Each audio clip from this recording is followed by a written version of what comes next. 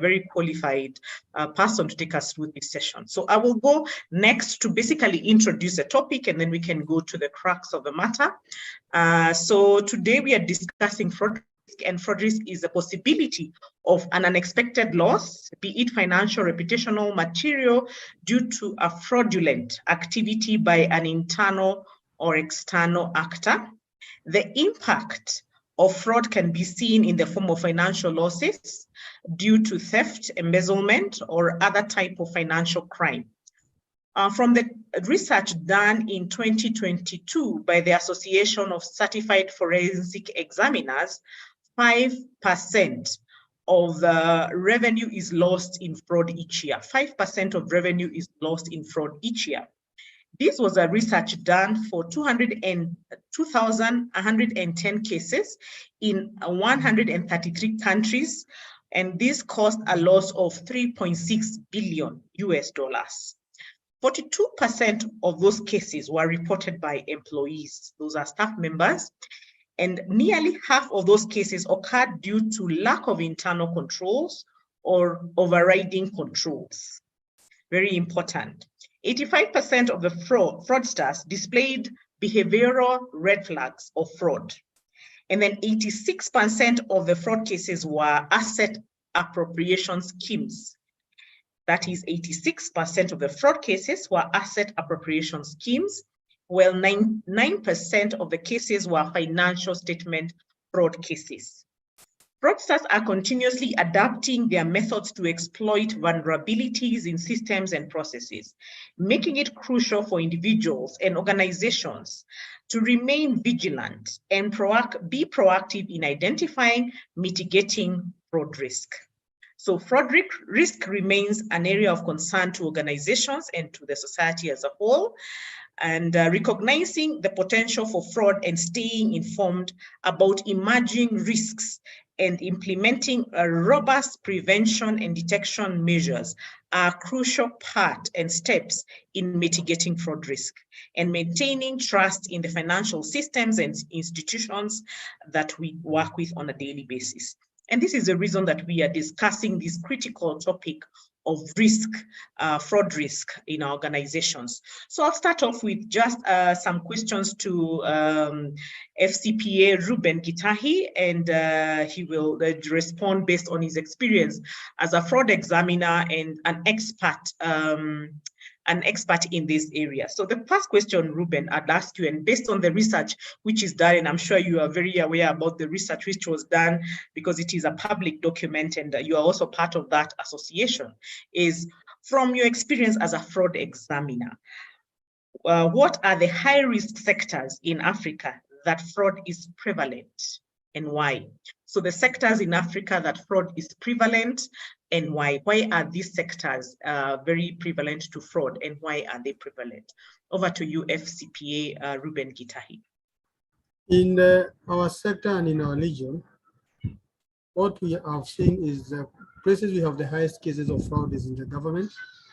Unfortunately, we call it corruption. When you talk of it as corruption, people think that it's issues of corruption, but it is basically procurement fraud. The government being the leading, you expect it to have the biggest cases because it's the biggest spender in any economy, and because of political patronage that happens in our sector.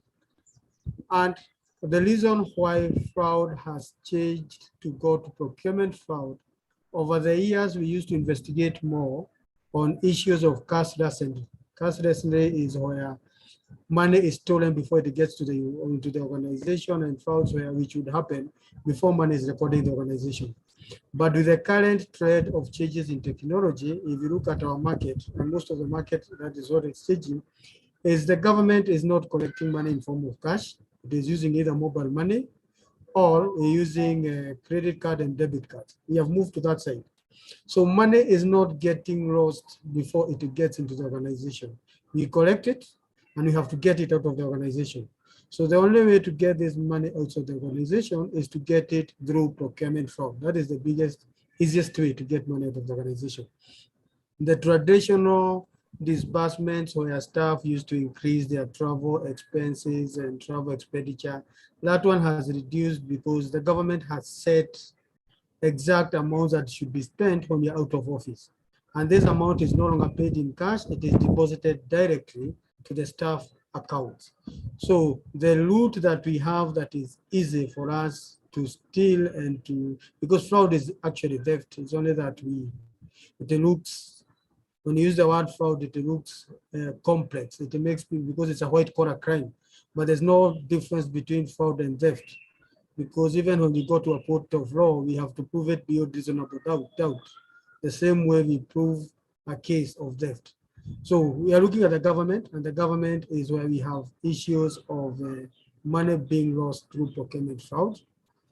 Then and you not talk of problem of internal controls. We have no problem of internal controls when you talk about the government. The government has the best internal control system, and it has basically the best, and no one will meet the internal control system that the government has. So what happens is the issues of collusion of staff, and staff decide to do the wrong thing. So we have no problem of internal controls. People will always talk in the streets that the government has no controls.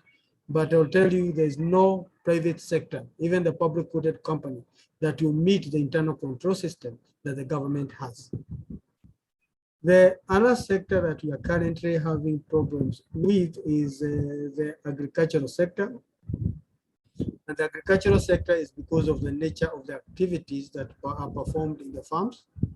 You find that when you look at the agricultural sector, we have a lot of people employed as casual laborers.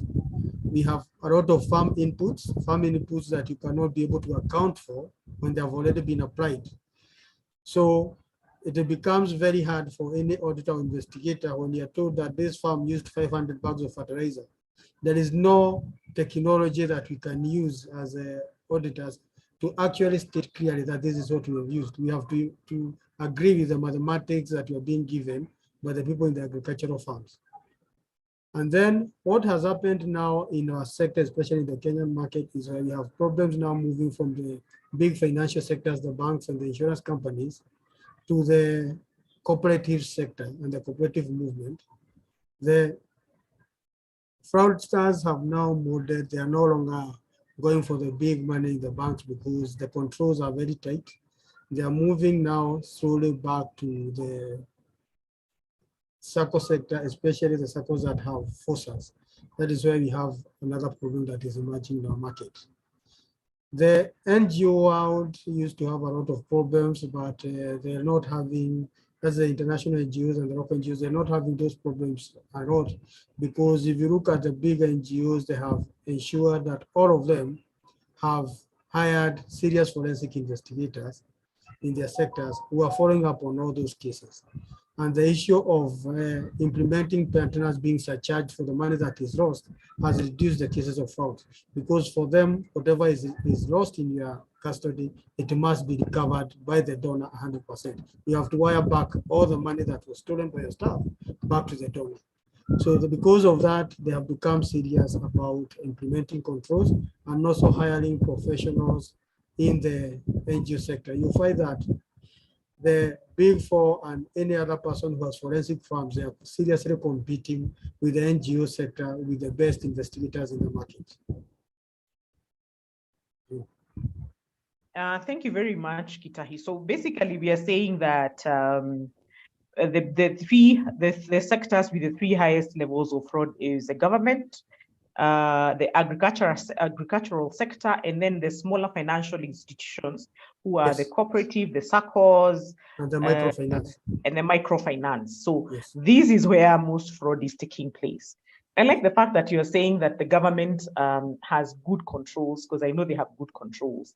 And this is one of the things that that we have always known, that government has good procedures, it has good policies in place. But the problem here is collusion, which is a very hard form of fraud to be able to investigate and to be able to get it. In a report I read, they said it takes about maybe 18 to about 48 months to be able to tell that there was collusion involved.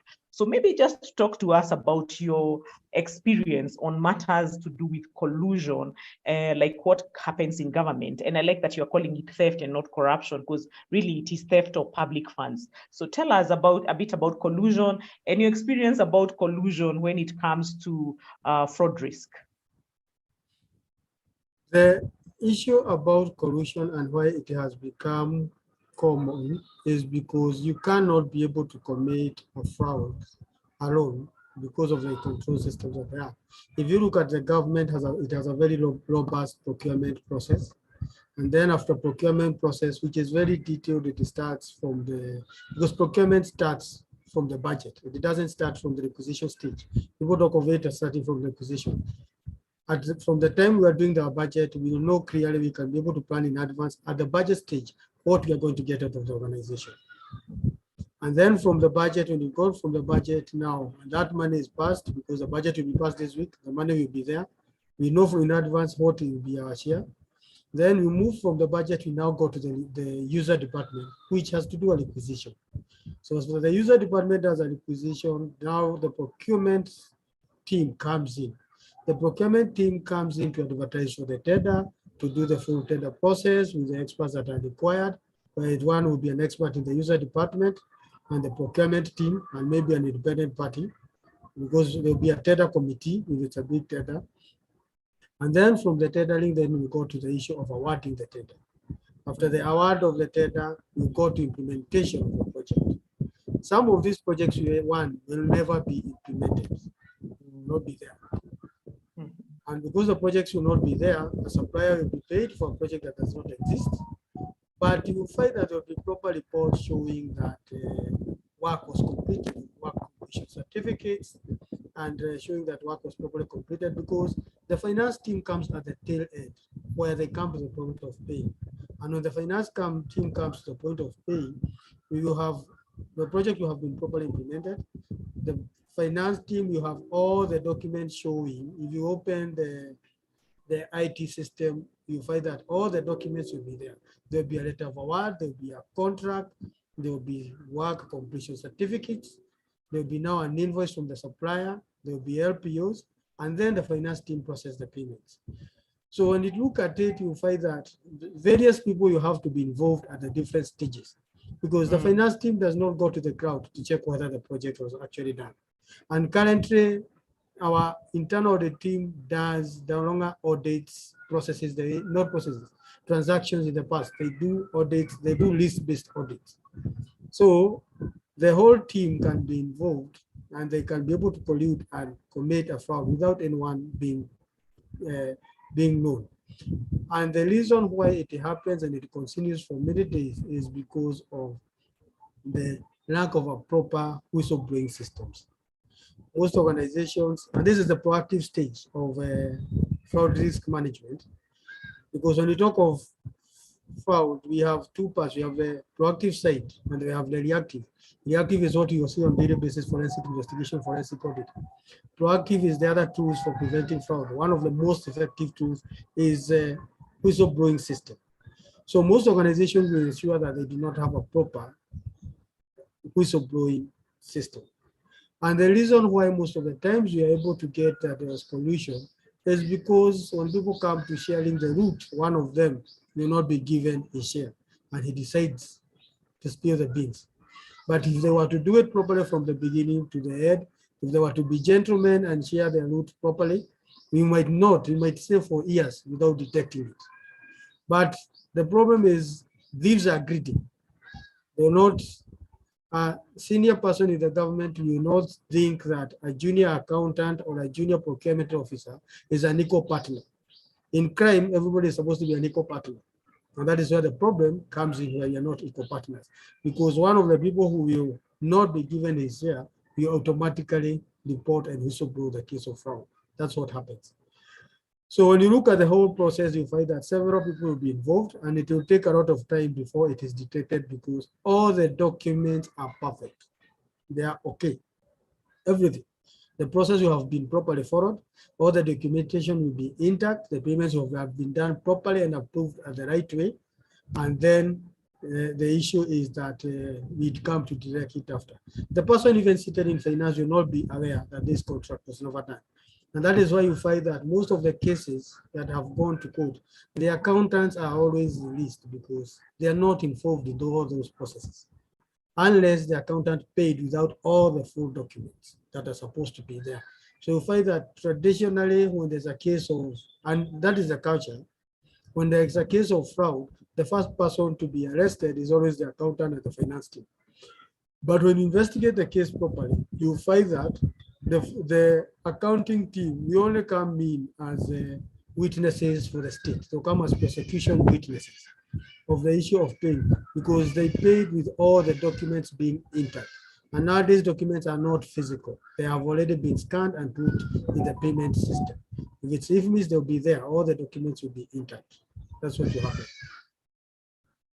So it's very difficult, based on the way you have explained, to actually get this this fraud, especially when it's collusion. And I like the way that you have explained risk is, fraud risk. There is a reactive side of fraud risk, and then there is the proactive side of fraud risk. And the reason that we are very much discussing this is to talk about the proactive side of fraud risk. And you have said one of the things that needs to be there is to have a whistleblowing procedure in place so that people can know where do they report fraud when it happens and how do they report it, and are they going to be is it going to be against them, or how will it be taken? So I think that's a very important part of the proactive side of fraud risk. Now, as we go back to the research conducted by the Association of Certified Fraud Examiners, they say that 86% of fraud cases were asset appropriation schemes. 86% of the fraud cases were asset appropriation schemes, while 9% of the cases were financial statement schemes. Please talk to us about why there's a lot of fraud on asset appropriation and how we can be able to proactively avoid asset appropriation schemes in the organization. And maybe you can start just by telling us what is asset appropriation schemes and how come they're so prevalent. The research says 86%, so it's very high. Kindly speak about that as well. Well, before I answer that question, I need to separate the two. Asset misappropriation or asset appropriation is all these frauds that we see on a daily basis.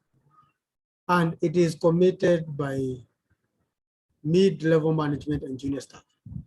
Financial statement fraud is top level, because when you defined fraud when we started, you defined fraud on the side of asset misappropriation. You did not define fraud on the side of financial state fraud, because on the side of fraud for financial statement, we talk of issue of misrepresentation of financial statements.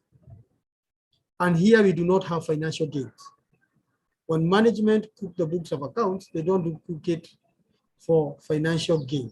And that is why it is not common, because it rarely happens. And if you even talk to any forensic investigator, in our lifetime, we do very few cases of financial statement fraud investigation, because it only happens when the company has serious problems and it wants to conform to what the industry is doing. And when it happens, the company collapses most of the time. So it's an issue of where you're trying to balance, hoping that things will be okay in the following year. So the people who do the 9%, 9% even now for that year, it was a very big percentage. It is usually a very small percentage. It's basically you look at the head of finance and the board. That fraud starts at that point. The board wants to continue running the organization. They do not want to be seen to have not performed. Asset misappropriation will be all this manner of bad behavior that we see in the organization, where people, all cases of fraud that we see, the procurement frauds, which involve the general staff, medical frauds. So if you look at the medical frauds, it will involve a medical doctor, it will involve a hospital, it will involve a junior staff in an insurance company, it will involve a member of the public who accepted his card to be used to do the issues of theft cases, to be misused. That is why asset misappropriation is common and is the biggest. And asset misappropriation with proper controls and with proper whistleblowing system, you can be able to reduce those cases drastically. Unlike the financial statement fraud, which is the top management seat, the idea is the company has been making losses and they have made losses. You want to get a huge loan from a bank or you want to issue new shares in the market, and you sit and decide as a team, the head of finance and some guys in the board to change the financial statement, and you mislead the public to see that the company is performing.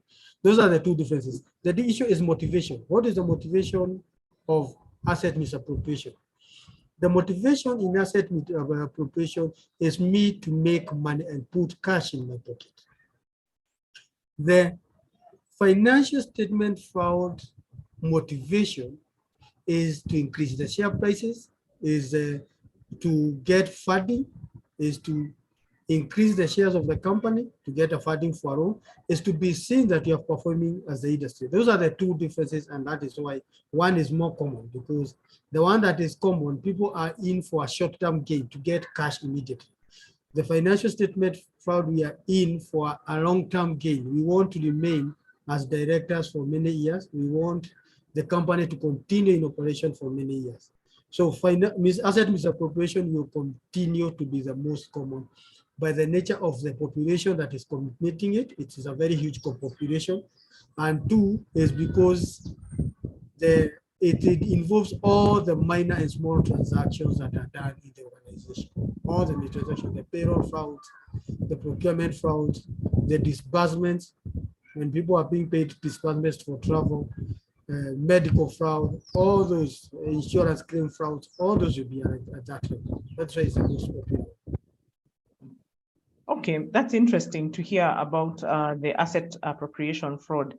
And other than ensuring there is a proper internal control to avoid the asset misappropriation, what other controls, and especially speaking now from a risk professional perspective, the reason that risk professionals exist is to ensure that we avoid this fraud. Other than that, is there anything else that can be done by a risk professional to ensure that this fraud is completely avoided as we put in our internal controls? One, what you find is that the internal control and also the internal auditor is in the second level of fighting fraud. Yes. They're not in the first level. The first level is the people and the tools. And we come to people, if you look at all the research that has been done by the Association of Certified Fraud Examiners or any investigators in the world, the first tool that is used to detect and prevent fraud at the biggest level, it is basically the issue of whistleblowing system, and especially an external managed whistleblowing system.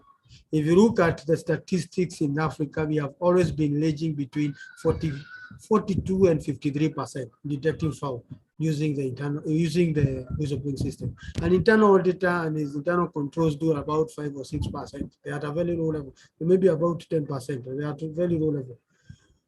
What happens? This is the issue of the proactive side, because the fraud risk management team, the risk management team, and the fraud risk management tools are usually the major ones should be concentrated at the proactive stage. The proactive stage is where we are going to have a whistleblowing system.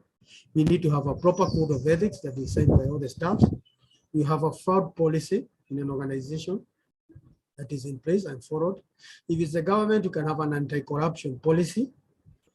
And then when we put these policies in place, the second duty of the fraud risk team is to train people how to use these systems. Those systems, you find them, they'll be in place in any organization. If you look at most organizations currently, staff sign the code of ethics. But when you sit with them and ask them what is the code of ethics, they do not know. They signed because they were in a hurry to get employment, and they must sign the code of ethics. He never read the whole code of ethics from the beginning to the end.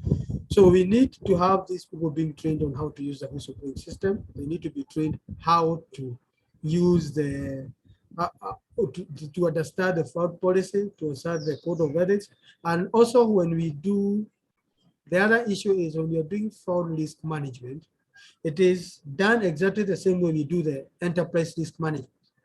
If I look at an enterprise risk management or institutional risk management tool for any organization, I do not see fraud risks. At that stage, you're supposed to analyze the organization when you're doing an enterprise risk management and see all the frauds that can happen in every department, how they can happen, who can do it, and how they can be done. And then when you see, and also the red flags of those frauds. So when you sit with the people who are in charge of those departments and the staff there, you are able to tell them, these are the frauds that can happen in your department. These are the red flags, and this is how you can be able to know these frauds that are happening. That is what we do not do in most organizations. We do not sit down and teach people to detect the red flags of fraud and how to report those frauds. So the tools will be intact and they'll be there. At the end of the day, they will not be utilized because people do not know how to use them.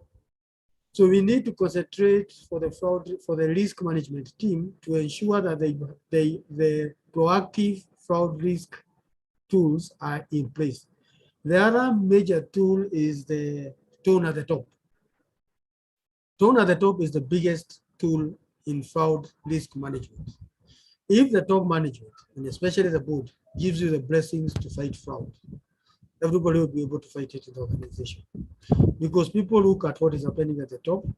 So when you're talking about the issue of fraud risk management, one of the tools we talk about is the tone at the top. The top management is supposed to behave in an ethical manner, and they should be seen by the staff to be behaving that way. And that way, that trickles down. If you have a proper tone at the top, even without all these other tools, people will do the right thing because they know management does not want this to happen in our organization. That's quite informative. And just to talk about proactive risk management, fraud risk management, you have talked about ensuring we have a code of ethics, ensuring we have a fraud policy. For the government, we have an anti-corruption policy.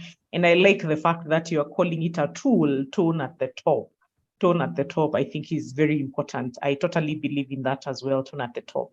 It's one of the things that as risk professionals, we are always dealing with. And you have talked about it, about fraud risk management, which is very critical for organizations. And maybe from your experience and maybe your knowledge in this critical area of risk, how often should these assessments happen, fraud risk assessments, so that we are ensuring that we are covering our ground and that we have everything in place to do proper proactive fraud risk management? How often should it happen? It should usually happen once in every 3 years, a very thorough fraud risk management process. The issue is how it is done or how it will be done. Because the advice is that it should needs to be done by an external party. The issue is if it's done by the internal risk management team, the staff usually will not be comfortable dealing with you in the future. Because already you have told them the bad things that they can do. So when you go to them, they'll be seeing that you are seeing like they're stealing. Even the organizations where we do a full fraud risk management, when we come to subjecting the organization to fill a questionnaire, because after you do the full fraud risk management, you need to do a full, there's a fraud risk management questionnaire that the staff fill. We try as much as possible, whoever is involved in doing the fraud risk management process, not to be there in the institution when this document is being filled. Nowadays, at least we are okay because we have tools that are used for data collection, but people are not comfortable using these tools for data collection because they still think that IT can be able to peep and see what they are filling. So you still find yourself going to the physical documents of people filling physical forms, and then you enter that data physically. So any member of the team who was used in the fraud risk management process, mapping that and knowing the frauds that can happen, during the day that that document is being filled, he should not be the one to deliver that questionnaire. It should be a totally independent people who are never there at all, have not been seen in the organization. Because when I was doing the fraud risk management process and mapping the fraud risk that can happen, I will have already met you. I know you. I even know your handwriting. So when you fill that form, I'll be able to be seeing this is kind of a filtered document. So I'm biased when I'm filling that form. So it's better when it is done by an independent party in the organization. And that is why you find that most of the risk management staff are not able to do proper fraud risk,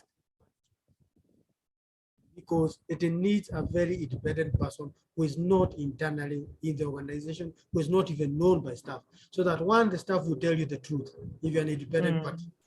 They'll tell you the truth, they'll tell you what can happen and what has been happening in the past. Yeah. Because one of the issues that we check when we are doing fraud risk management is the staff who have been recruited in the past. And staff even know people who have been recruited who committed frauds in other organizations. So when you ask that question internally, it will not be answered to you. But when an external party comes, you'll be told clearly this person committed fraud in this organization, though he was not prosecuted. Even though they fill the questionnaire, though you are telling them not to fill the names, they'll fill all the details and put the names of those people. And clearly now you get to know that when the HR were doing a due diligence, they did not do a proper thorough due diligence process. Because one of the tools that I did not talk about proactive fraud risk management is due diligence of staff, due diligence of suppliers, and a due diligence of customers. You need to do a thorough due diligence of those three people, because there are customers who come in and fraud starts happening in your organization. There's suppliers who come in and you start getting those supplies in your organization. And then there are staff who had committed fraud in the past in another organization, and when they come, they still continue with what they were doing in the past. So when risk management staff decide to do fraud risk management, let it be conducted by an independent party. Or when you conduct it, you conduct and you leave the organization. Because from that day henceforth, people will not be comfortable working with you and telling you the truth. Okay, interesting. I like the fact of we have talked about, the being done, the fraud risk management assessment being done by external party, which I think is very important, and ideally should have it happen after every 3 years. And I think that's is good. And I think that one of the things I really have seen is reference checking of staff members. And organizations sometimes say, we are in a hurry to recruit. Let us just get in this person and do the reference check once they are in the job. And that doesn't happen anyway. And I think that's one of the biggest challenges that we've seen with HR processes, where these organizations are not able to do due diligence before they accept people to be their employees. And I like the fact that we need to do due diligence for our staff members, due diligence for our suppliers, and for our customers. So now, from the research also conducted, again, said that 85% of the fraudsters display behavioral red flags of committing a fraud. I mean, 85% of the fraudsters. That's a very, very, very high number. And this means that the risk professionals should be on the lookout for these red flags, and staff members can also be on the lookout for these staff members. From your experience doing fraud investigation, please give us some insights on how these kinds of red flags have guided you to investigate fraud, and how they can be helpful for risk professionals as they look for ways of taking care of this very key risks. So what are some of those things that you have done that have guided you as you do your forensic examination on some of these areas? The red flags in the first place is they'll be used in the detection stage, not in the investigation stage. That's a proactive stage of detecting whether fraud is happening in the organization. And this is where we talk of the issue of getting to know the frauds that can happen and who can do it, and then getting the red flags. When you look at the lifestyle of people, it's one of the issues that betray people when they commit fraud. Very few people are able to commit fraud and hide. The reason why people commit fraud is to live a better lifestyle than others.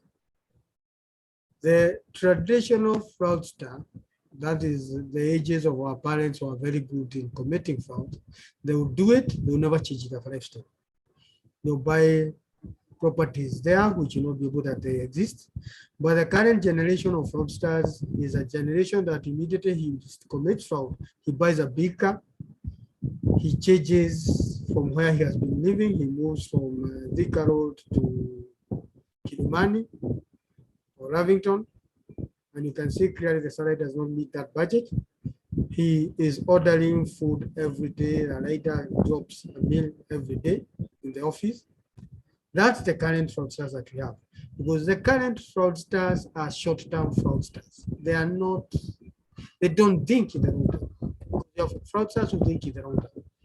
And the difference between the two is the fraudster who thinks in the long term commits one bigger fraud and disappears from it. He does it because he has an objective, he has a plan. Immediately I get this money, I have to invest in the following sectors. Current fraudsters are current fraudsters who steal on a daily basis and spend on a daily basis. That is the 85, that is the 85% who get caught. The 15% are fraudsters. When they do it, even after 3 years down the line, they can be able to repay the organization 100% of the money they took. It's like they're giving themselves a loan in advance. That's the 15%. You will not be able to get them because they never change their lifestyle. And they put their money in investments in the future. So if you are able to train staff, they say that the first line of defense in an organization in fraud is people. We always talk of people. If people are able to detect the red flags of fraud and the red flags of lifestyle, they're able to know people who are making an extra income in the organization. The other issue is that fraudsters are very good people. They're the best people to work with in any organization. They're very helpful, they are very caring, they are not brutal. They are the people who find that when you get a baby, they'll be the first one to come and see your child and come with a donation. These are men who come for baby shower, and they are men. They hear you have a baby shower, they'll come for the baby shower. And so there are some characteristics that tell you that this person has an extra income. Because when you steal money without a plan, that money you want to spend it as fast as possible. And that is the 85% of the population. The other issue is that most fraudsters are flashy. They like showing off. They'll buy the most expensive suit. They'll buy the best expensive shoe. Even their vehicles, they will not buy a black or a white car. It will be a flashy car most of the times that you notice in the parking as you walk in. The car is more flashy. They like being noticed. And that is why the reason they commit fraud, because of that greed. So the issue when you come to investigation stand, the lifestyle, you only ask the questions who has been having an extra lifestyle, because it guides you. That is more of intelligence. You cannot use it in doing investigation. It's an intelligence stage of trying to gather who has been living beyond their means, because you need to prove that when it comes to investigation is a fact-based investigation. You have to put the facts on the table when you do an investigation to prove that person actually committed fraud. So this part of the lifestyle is only an intelligence gathering to make you move your investigations faster, to be able to know where to look at. And because if you know somebody has been having a better lifestyle than the rest, you now look at the transactions that they have been managing in details and what they have been doing. So that is intelligence. I'll call it more of intelligence, not investigation. They are sisters in intelligence gathering. Okay, thank you very much. It's very interesting just to hear the way you're saying that, you know, the fraudsters are flashy, they're the most caring, they're the ones you least expect to be able to commit the fraud. And this is one of the things that is very challenging because the people who are the best people are the ones who commit this crime. In fact, when we are describing that, I recall the risk profile. The profile of a fraudster. What does it look like? This is somebody you can trust with, you know, to do very many things for you. But the reason they are doing that is to blind you from seeing exactly what it is that they are doing. So it's interesting to note that. And I think during detection, and which is one of the stages of risk management. You know, detection would be some of these. How do you detect some of these behaviors, and how do they lead you to coming up with a, you know, with a report that something could be happening at the background? So thank you for that, and thank you for describing the fraudster and what it is that they can do. So over to the digital space. So the world is moving into the digital space, making technology a powerful tool and a space for fraud to occur. How has technology influenced the landscape of fraud? And what steps can organizations take to stay ahead of technological advancements used by fraudsters? Now that you're saying we don't have you know, hard copies anymore, everything is, you know, scanned in or in soft copy. How can risk practitioners and maybe even fraud examiners keep ahead of this technological advancement as they check into areas relating to fraud? One, in the digital space, what happens is that when people implement and invest in good systems, good financial systems, whatever it is, the problem starts at the implementation stage. One mistake that everybody does not do in our market, most of the people are doing in our market, is when we implement a new software, we always tell people they need to have a proper systems audit being done. That does not happen in most organizations. So when they're implementing the software itself and the system itself, the person implementing, because he knows you not check, they first take shortcuts. I've gone to most organizations that we are looking at currently, and what we have looked at in the last 5 or so years, you find that the logs are not activated. So when you go to investigate, you ask people, why didn't this not happen? Then you look at even the kind of contract that was signed, the project implementation document is too short, it's too shallow. So problems are not starting at the transaction stage where transactions are happening. They start at the stage of installing your system.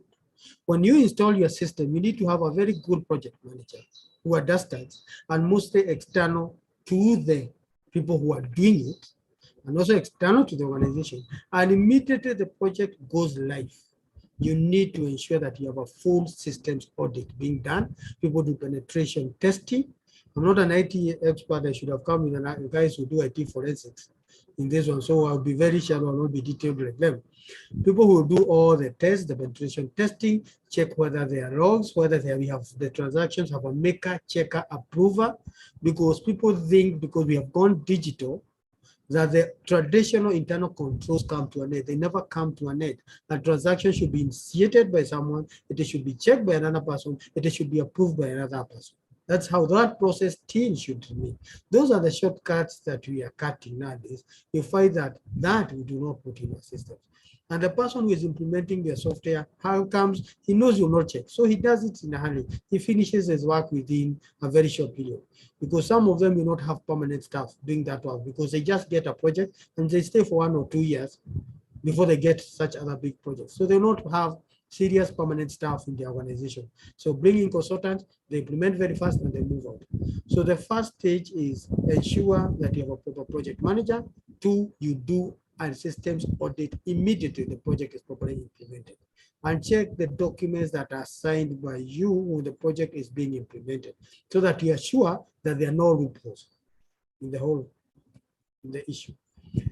Then after the project goes live and the system is working properly, the other issue is to continue training staff to ensure that they do not share passwords internally. This is what happens. I'm out of the office, and because I will not be there in the afternoon, and transactions have to be posted, people see it and share their passwords, but they don't know when they come back, the first thing is to change that password. So you find that one person seated there has the passwords of the 3 people. He can be a maker, he can be a he can be a maker, he can be a checker, he can be an approver. So we have issues also of indiscipline in organization because of people trusting one another. So we have those issues of indiscipline where you find that people do not do the right thing. So there needs to be trainings after that and to inform people what are the risks of you sharing your password, of you doing what you're not supposed to be doing in the institution. Wow, thank you very much. I always say that, yeah, like you say, controls in physical and in the system should be the same. Having a maker, checker, approver, and ensuring that those are properly mapped. And I also like the issue of discipline, because I also believe that part of the biggest problem we have with is the lack of discipline of our people. They say, I can share you my password. You go and check and approve on my behalf because I'm very busy doing something else. So I think that's very critical. Just to talk about the discipline that people require when they get into an online platform where somebody can actually do it on your behalf if you give them the password. So that's a big problem. I also like the fact of saying that, the problem does not happen during the implementation. It happens earlier. Do you have a proper system? Do you have a proper terms of reference created? Do you have a proper contract document? So there's a lot of work to be done even before that system is used. And I like the fact that you have said that we can do a system audit prior to rollout of the system to ensure that everything is in place. And maybe that again should be done by an external party who doesn't have interest in the system and who just wants to give you a proper picture. So I think I like those points, and a very critical point as we think about technology, and is technology helping us and how it can help us work. And maybe one of the things we can do now is to go to question and answer. And I'd request the people who are here and the ones who are online, you can be able to ask some questions. We have about 10 minutes to the top of the hour. And I can see that Rachel, who is an IT professional, has asked some question here. And she asked, how do one conduct due diligence of business partners? I like that question. How does one conduct due diligence of business partner? Rachel Ndungu is an IT professional, and she's asking this question. FCPA Reuben, would you want to answer that? Yes, due diligence is one of the services that we do. You will find that any organization that is opening a franchise does a very thorough due diligence of the organization and the people behind the organization. When you're doing a due diligence, most of the people just look at the financial statements and the people who are there. When you do a due diligence, you need to look at first, check whether the organization has past court cases. Nowadays in Kenya, it's very easy. You Google the cases, you'll be able to see the past court cases. Then, although there are companies which offer that service of due diligence, which have softwares that have all the data, there's companies like Lexis, they have that. But if you're doing it for a person who is not known in the market, what you need is to do a thorough search of that person. When you do a thorough search of that person, you'll be able to see whether they have court cases. You'll be able to see media articles of issues against them. And you do the company, you do the directors, you do the major shareholder, and you do the top management. And if any of them has questionable background, then that is when you'll be able to say this organization, you might not be able to do business with it. What we usually do, the due diligence most people do, they just do a due diligence where they look at whether the company is registered at the registry of companies. Yes, it will be registered. They look at the financials, the company is performing well financially. But the due diligence that you're supposed to do is an individual and personal due diligence of the people that you're going to deal with, because the company is just a name. There are human beings behind the company.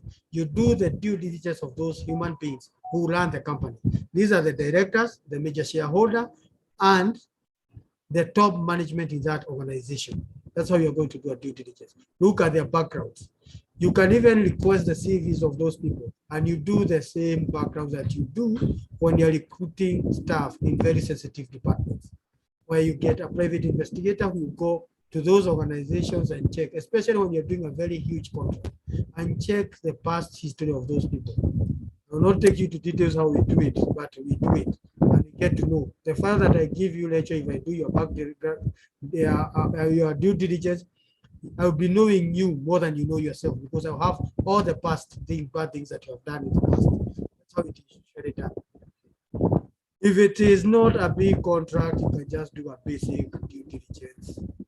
But if it's a big one, you do need to do a detailed due diligence, and you do the top management, the directors, and the major shareholders, and the company itself. Thank you very much for that very comprehensive response. Due diligence is a big job. It is done. And I can see Anthony say, they are saying at Retro, how about contracting a private investigator behind the scenes? And then he says, I think that integrity risk is one of the greatest potential fraud risk in corporate circles. Okay, that's a comment. Thank you very much, Anthony, for that. I hope that, Rachel, your question has been answered. There's a lot of companies that do due diligence, and there is like what has Reuben mentioned, we also do due diligence, and we do due diligence as well, not fraud, but we actually do proper due diligence when an investor is coming, or there is some somebody wants to invest in a certain business, or even we also do pre-award assessments where organizations require pre-award to find out what are the risks. So there are very many kinds of assessments, and Reuben does that one where they talk about the the issues of integrity, the issues of whether there are risks to do with court cases, and these are areas that we have expertise in, and you can always consult with ourselves, and we can also request Gitahi to also speak to you on some of those areas that he works on. So I don't know if there is any other question. If you have a question, you can also write it, or if you want to unmute yourself, you can just unmute yourself and ask. So we have the next 5 minutes to the top of the hour where we're going to close this session. Is there any other question that we want to ask our guests today, FCPA Reuben Gitahi? Any questions? Are there any questions online? There are no questions online. Okay. Are there any questions? I can't see any questions here. Is Rachel, have you been answered comprehensively on your question? Yes, thank you. But Carol, allow me to ask one more question, and this is the debate that has been ongoing in corporate circles. Whether there's a relationship with people who have moral issues, especially when it comes to issues to do with the sexuality. Some people say if you find someone who has, such issues, they're likely to be a fraudster. Is there a correlation? And when one is doing due diligence, so when you identify such issues with a candidate, is it better to treat that as a red flag? What's your opinion on that? Thank you. Thanks, Rachel. I think Gitahi has a good experience. Let him answer that one. It's a hot one. If you look at the currently, all organizations are investing seriously in protection of sexual exploitation and abuse, and safeguarding has become a new line that, as investigators, we are now moving to. But what you find is that morality and ethics, they are two parallels. You can be able to codify ethics, but it becomes hard to codify morality. And that is why you have code of ethics. Very rarely we have a code of morality. And most of the times you find that people who are morally not upright, they are always watched in every organization. People, they know they are bad people. So even when they bring transactions, they are seriously vetted. So they really become fraudsters, but they will be accused of other wrongdoings, indiscipline, what we call misconduct in the organization. some of the misconducts will lead to a level of being basically a criminal offense, because when you look at the sexual the acts related to sexual issues in our country, they will go to the level of basically criminal offenses.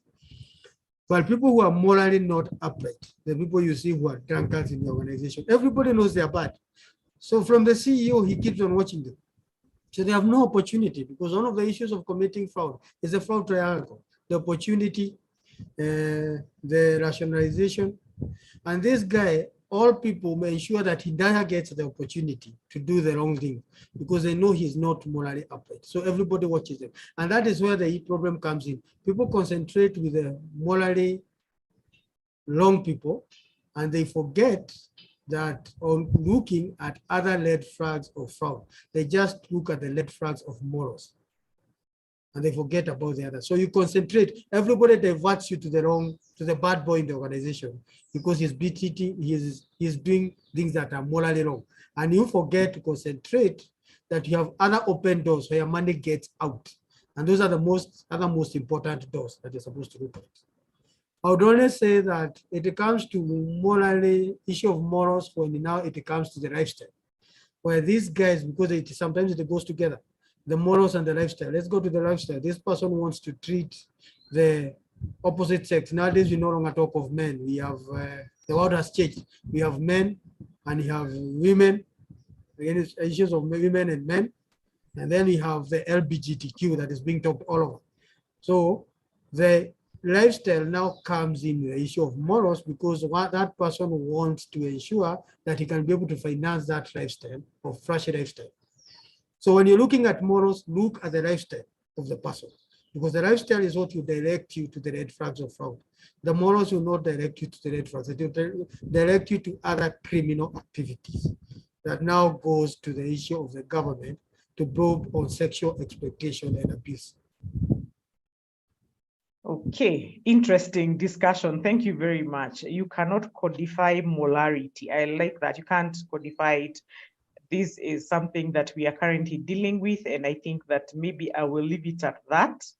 I think that you have answered it properly, and thank you for that. So it's now 5 p.m. I'd like to really thank our guest today, FCPA Reuben Gitahi, for taking us through this 1-hour session on risk-conscious talks. Today we were discussing fraud risk, and we have learned a lot from this, from the professional. And we just want to say that this session is recorded. It is on our YouTube channel. Our YouTube channel is First Idea Consulting Limited. You can be able to get the recording from that YouTube channel. And just to say that our next session is on Thursday, the 29th of June. On Thursday, the 29th of June, between 4 and 5 p.m., we are going to be having a technical session on setting up a risk department, That is Thursday, 29th June, 2023, setting up a risk department. I'd like to thank everybody for joining in this session, and I'd like to thank FCPA Reuben Gitahi for taking up this session. Maybe before you close, you can give us a parting shot. Do you have a parting shot from your great experience on fraud risk and examining fraud matters? Any final words before we can close, so we don't close you out? The parting shot is that all organizations do not want to invest in the reactive side, in the proactive side. They invest in the reactive side. When you try to market the proactive tools, no one buys the proactive tools.